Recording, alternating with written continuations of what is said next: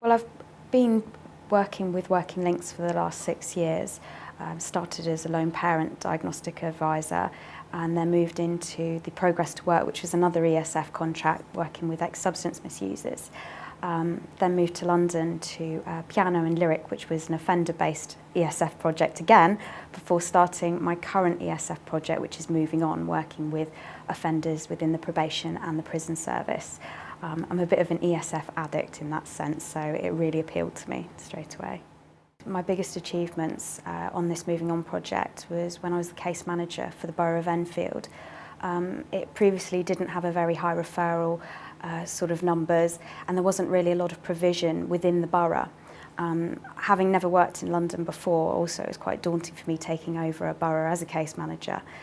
So I started and really worked hard to develop as many sort of like links with partnership and communities that I could within the borough.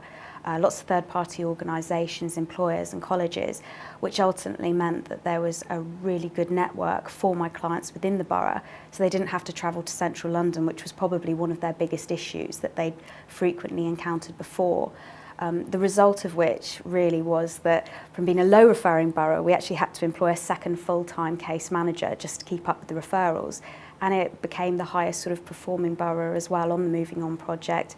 So lots of people going into employment, education, and really a lot more of them moving forward, which I'm really proud of. Since actually being a case manager in Enfield, I got moved into a more senior role as partnership and provision coordinator, and I work really closely with our sub-providers in South and West London. It's been a real positive move that I've really enjoyed.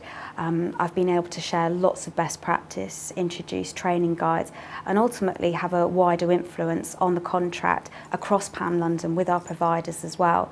And that's something that I'd really like to continue building on. So rather than just working one-to-one, really being able to influence a lot of people and support them as much as I can to achieve the best that they can achieve as well.